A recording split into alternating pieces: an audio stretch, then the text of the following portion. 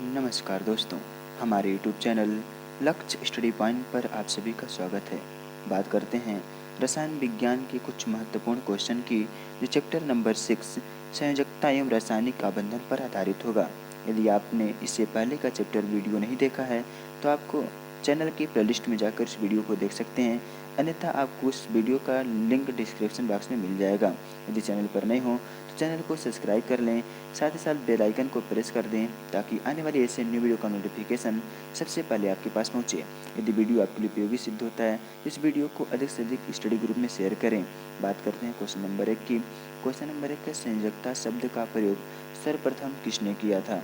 तो बात कर लेते हैं पहले संयोजकता होता क्या है। तो संयोजकता शब्द का सर्वप्रथम प्रयोग तो फ्रैंकलैंड ने किया, यानी कि ऑप्शन नंबर ए इसका सही जवाब होगा। और परमाणु की जो संयोग करने की क्षमता के लिए प्रयोग किया जाता है शब्द को, संयोजकता को। अब संयोजकता शब्द को हम इंग्लिश में कहते हैं बैलेंसी। बैलेंसी VALENCY, यानी कि बैलेंसी संतुलन होता है कुछ। तो संयोजकता इसे लैटिन भाषा में बैलेंटिया के नाम से भी जाना जाता है। अब बात कर लेते हैं इसके सही जवाब की। तो सही जवाब ऑप्शन होगा फ्रैंकलैंड। फ्रैंकलैंड ने संयोजकता शब्द का प्रयोग किया। बात करते हैं अन्य ऑप्शन की। तो लेवोसिए रसायन विज्ञान के जनक कहे जाते हैं। प्रिस्टले ये ऑक्सीजन की खोज किए थे प्रिस्टले ने ही। अरस्तु अरस्तु को जंतु विज्ञान का पितामह कहा जाता है। बात करते हैं अगले क्वेश्चन की। क्वेश्चन नंबर 2 है परिवर्ती संयोजकता प्रदर्शित करते हैं। तो परिवर्ती संयोजकता प्रदर्शित करते हैं ऑप्शन ए ऑप्शन बी, यानी कि कॉपर और आयरन, ये दोनों ही परिवर्ती संयोजकता प्रदर्शित करते हैं। यदि कॉपर में की संयोजकता 1 होती है तो इसे हम क्यूप्रस यौगिक या कहते हैं क्यूप्रस। अब क्यूप्रस का सूत्र लिख लेते हैं किस तरह से, जैसे होता है Cu2O। अब कॉपर की संयोजकता यहाँ पर 1 होती है तो हम उसे कहते हैं क्यूप्रस ऑक्साइड। यदि यहीं पर कॉपर की संयोजकता 2 हो तो उसे हम कहते हैं क्यूप्रिक ऑक्साइड। इसका सूत्र होता है CuO।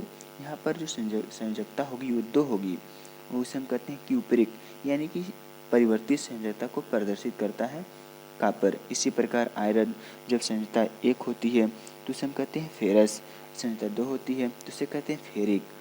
चलते हैं अगले क्वेश्चन पर। क्वेश्चन नंबर 3 है बाह्य कोश में 8 इलेक्ट्रॉन पूर्ण करने की प्रक्रिया को क्या कहते हैं? तो इसे हम कहते हैं अष्टक का नियम। अष्टक का नियम, जैसे जो अक्रिय गैस या नोबल गैस उसे हम उत्कृष्ट गैस से भी कहते हैं, और बाहरी कोश में हीलियम को छोड़कर 8 इलेक्ट्रॉन को पूर्ण कर लेती हैं। इसे हम अष्टक का नियम कहते हैं, और वह अष्टक का नियम पूर्ण करने के बाद निष्क्रिय हो जाती हैं। इसलिए हम अक्रिय गैस को निष्क्रिय गैस भी कहते हैं, नोबल गैस भी कहते हैं। अब बात कर लेते हैं 8 इलेक्ट्रॉन पूर्ण करने की प्रक्रिया। यदि हम एक परमाणु है, इसके बाह्य कोश में इलेक्ट्रॉन है, तो जो इलेक्ट्रॉन होता है उसे हम कहते हैं, जो बाह्य कोश में जो इलेक्ट्रॉन उपस्थित होगा उसे हम कहेंगे संयोजी इलेक्ट्रॉन, और उस कक्षा को कहेंगे संयोजी कक्षक। चलते हैं अगले क्वेश्चन पर। क्वेश्चन नंबर 4 है जब दो परमाणु एक दूसरे के पास आते हैं तो उनकी स्थितिज ऊर्जा क्या होती है? तो उनकी स्थितिज ऊर्जा तो कम हो जाएगी। इसका सही जवाब होगा ऑप्शन नंबर बी, स्थितिज ऊर्जा कम हो जाती है। क्योंकि यदि हम दो परमाणु लें, परमाणु ए और परमाणु ए, इन दोनों से हम पास लाते हैं तो इनमें तो नाभिकीय बल के कारण आकर्षण बल की प्रवृत्ति होगी, एक दूसरे को आकर्षित करेंगे, जिससे इनकी स्थितिज ऊर्जा कम हो जाएगी। क्योंकि आपस में एक आकर्षण करेंगे कि गतिज ऊर्जा थोड़ी सी बढ़ेगी, लेकिन जो स्थितिज ऊर्जा होगी कम हो जाएगी। बात करते हैं अगले क्वेश्चन की। क्वेश्चन नंबर 5 है रासायनिक बंधन के प्रकार होते हैं, यानी कि केमिकल बॉन्डिंग के प्रकार होते हैं। जब हम जान लेते हैं पहले केमिकल बॉन्डिंग होता है, यानी कि रासायनिक बंध होता क्या है। तो जब दो परमाणु एक दूसरे के पास आते हैं तो उनकी स्थितिज ऊर्जा में कमी होती है। वैसा क्यों होता है? क्योंकि एक परमाणु के इलेक्ट्रॉन दूसरे परमाणु के नाभिक के साथ आकर्षण की शक्ति को में वृद्धि हो जाती है, और इस प्रक्रिया के फलस्वरूप दोनों परमाणु में एक बल उत्पन्न हो जाता है बंधन का, जिसे हम कहते हैं रासायनिक बंध, यानी कि उन दोनों को आपस में जकड़ने का बंध। तो इसका सही जवाब ऑप्शन नंबर डी उपयुक्त सभी। ये 3 प्रकार के बंध होते हैं। वैद्युत संयोजी बंध होता है, सहसंयोजी बंध होता है, उपसहसंयोजी बंध होता है। तो बात कर लेते हैं अन्य ऑप्शन की। तो वैद्युत संयोजी बंध यह इलेक्ट्रॉनों के स्थानांतरण से बनता है वैद्युत संयोजकता बंध। बात करते हैं सहसंयोजक। सह मतलब साथ साथ, यानी कि बराबर की हिस्सेदारी। दो परमाणुओं के मध्य बराबर के इलेक्ट्रॉनों की साझेदारी के फलस्वरूप उपसहसंयोजक बंध बनता है। बात करते हैं ऑप्शन सी की उपसहसंयोजक बंध, यानी कि दोनों में से उप यानी कि कोई एक जोड़े इलेक्ट्रॉन को देता है अथवा लेता है। केवल एक परमाणु द्वारा इलेक्ट्रॉन को दिया जाता है और इसे हम दर्शाने के लिए तीर का उपयोग करते हैं उपसंयोजक बंध को। आज इधर तीर का नोक होता है उसे हम एक्सेप्टर यानी कि ग्राही मानते हैं, ग्राही। चलते हैं अगले क्वेश्चन पर। क्वेश्चन नंबर 6 होता है गलनांक तथा क्वथनांक का सही क्रम है। तो गलनांक तथा क्वथनांक का सही क्रम है ऑप्शन नंबर हो जाएगा इसका ए। ऑप्शन नंबर ए इसका सही जवाब होगा, क्योंकि जो गलनांक और क्वथनांक होता है सर्वाधिक होता है वैद्युत संयोजी बंध में, उसके बाद उपसहसंयोजी बंध में, उसके बाद सहसंयोजक बंध में। इस वैद्युत संयोजी बंध में यह आयनिक बंध भी है। इसमें इलेक्ट्रॉनों के स्थानांतरण से जो बंध बनता है इन दोनों की अपेक्षा सर्वाधिक मजबूत होता है।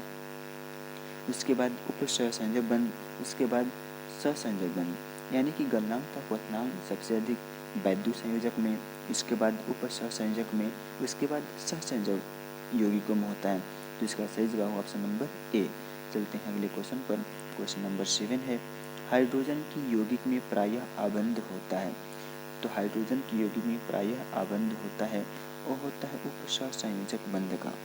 हाइड्रोजन की यौगिक में प्रायः जो बंध पाया जाता है वो पाया जाता है उपसहसंयोजी बंध का।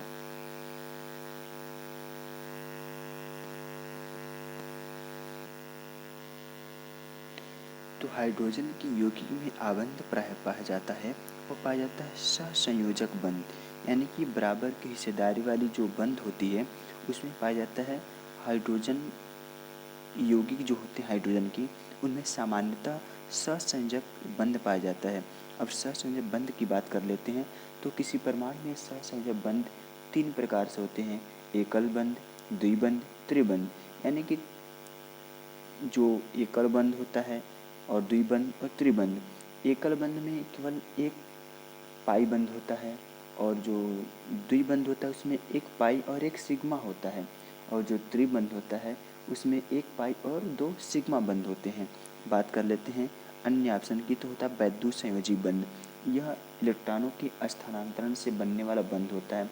इसका गलनांक व क्वथनांक अन्य दोनों बंधों की अपेक्षा सर्वाधिक होती है। उसके बाद आता है उपसहसंयोजक बंध। उपसंयोजक बंध यह किसी एक परमाणु द्वारा ही इलेक्ट्रॉन किसी दूसरे परमाणु को दिया जाता है। इसमें इसे हम तीर के द्वारा दर्शाते हैं इस बंध को। इसका जो गलनांक और क्वथनांक होता है वह वैद्युत संयोजी बंध की अपेक्षा कम परंतु सहसंयोजक बंध की अपेक्षा अधिक होती है। बात करते हैं अगले क्वेश्चन की। क्वेश्चन नंबर 8 है NaCl कैल्शियम NaCl CCl4 यानी कि carbon tetrachloride, magnesium chloride, nitrogen, hydrogen chloride, chlorine, methane, magnesium oxide और H2 यानी कि जल में आयनिक यौगिक यानी कि वैद्युत संयोजी यौगिक कौन सा है। तो पहले बात कर लेते हैं अन्य ऑप्शन की। तो NaCl इसमें पाया जाता है वैद्युत संयोजी बंध, जो साधारण नमक का सामान्य सूत्र होता है NaCl। Na धनायन होता है और Cl ऋणायन, जब ये आपस में मिलते हैं तो बनता है NaCl। ये होता है कार्बन टेट्राक्लोराइड, जिसे हम पायरीन के नाम से भी जानते हैं, पायरीन। इसमें पायरीन। और बात कर लेते हैं मैग्नीशियम क्लोराइड, ये भी आयनिक यौगिक है, इसमें भी आयनिक बंध पाए जाते हैं। मैग्नीशियम पर 2+ होता है, कोलिन पर माइनस का आवेश होता है, यानी कि 2 कोलिन, 2+ 2 माइनस, इसमें बनता है आयनिक यौगिक यानी कि वैद्युत संयोजित यौगिक है। अब N2 यानी कि नाइट्रोजन, नाइट्रोजन में पाया जाता है सहसंयोजक बंध, क्योंकि बराबर की हिस्सेदारी होती है इसमें। बात करते हैं HCl। तो HCl में पाया जाता है सहसंयोजक बंध, HCl में ही पाया जाता है, HCl में सहसंयोजक बंध पाया जाता है। बात करते हैं अन्य ऑप्शन की। तो होता है कोलिन, कोलिन में भी सहसंयोजक बंध पाया जाता है। इसमें बराबर की हिस्सेदारी होती है इलेक्ट्रॉनों की। बात करते हैं मीथेन। तो मीथेन इसे हम मार्स गैस भी कहते हैं और यह द्वितीय विश्व युद्ध में भी प्रयोग किया गया था मीथेन गैस का। मीथेन गैस जिसे कचड़े में बुलबुले के रूप में निकलती है, बुलबुले के रूप में, और इसकी आकृति होती है चतुष्फलकीय होती है। इनके मध्य का कोण होता है 109.28 है मैग्नीशियम ऑक्साइड। इसमें पाया जाता है वैद्युत संयोजी बंध, यानी इसका सही जवाब होगा option number B. Option number B NaCl magnesium chloride यानी कि MgCl2, मैग्नीशियम ऑक्साइड MgO, ये तीनों ही आयनिक यौगिक हैं, आयनिक यौगिक हैं। और बात करते हैं अन्य ऑप्शन की, तो है कार्बन टेट्राक्लोराइड। किसी अब दिया है इसमें कार्बन टेट्राक्लोराइड, अब कार्बन लिखते हैं और इसके चारों हम लिखते हैं कोलिन, यानी कि कोलिन, कोलिन। अब कोलिन की बाह्य कोश में 7 इलेक्ट्रॉन होते हैं, कार्बन की बाह्य कोश में 4 इलेक्ट्रॉन होते हैं। तो एक इनसे लेगा तो नहीं, केवल जो कार्बन होगा इनको केवल एक देगा इनका अष्टक पूर्ण करने के लिए। 8 हेवी हो जाएंगे, 8 हेवी हो जाएंगे, 8 हेवी, 8 हेवी, और इनसे एक एक चारों से लेगा। इसमें पाया जाता है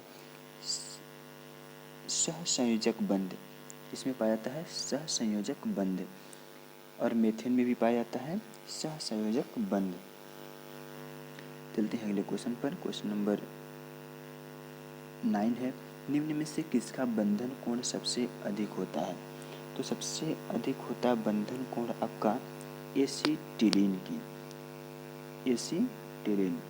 अब एसिटिलीन का बंधन कोण सबसे अधिक क्यों होता है? क्योंकि इसका बंधन कोण होता है 180 अंक, यानी कि ये रैखी होते हैं, रैखिक। CH ट्रिपल बॉन्ड होता है, यानी कि ये एसिटिलीन का सूत्र है।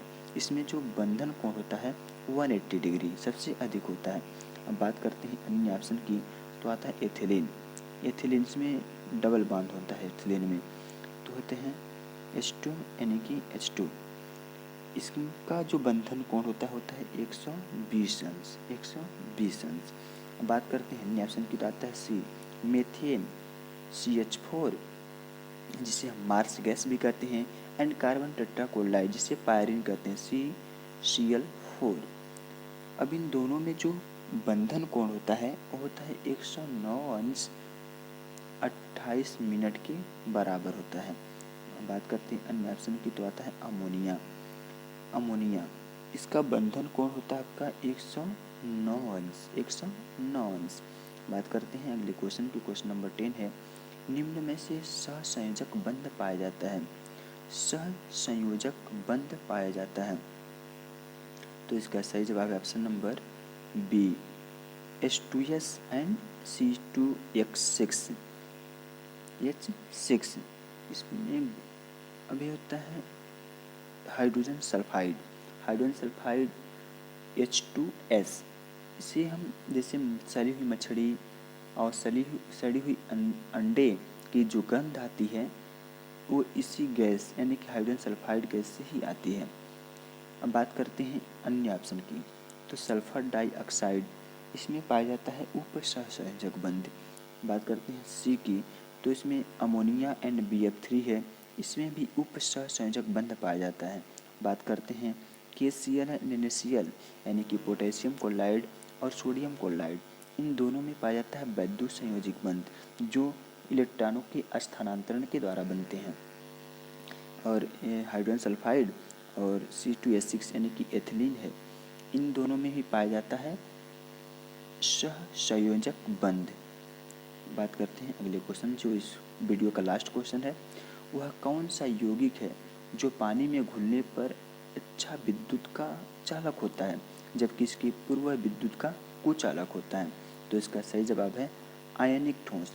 आयनिक ठोस जैसे हम लेते हैं आयनिक ठोस NaCl, नमक। नमक जो ठोस अवस्था में होती है वो विद्युत का कुचालक होती है। लेकिन जैसे इसे हम पानी में घोल देते हैं तो ये आयनों में विभक्त हो जाते हैं और इसमें मुक्त इलेक्ट्रॉनों की उपस्थिति हो जाती है। मुक्त इलेक्ट्रॉन जो विद्युत धारा का प्रवाह करने के लिए सक्षम होते हैं। तो अब आयनिक ठोस जो विद्युत का सुचालक बन जाती है जल में घुलने के कारण, वह किसके कारण होती है? वह होती है मुक्त इलेक्ट्रॉनों की उपस्थिति के कारण।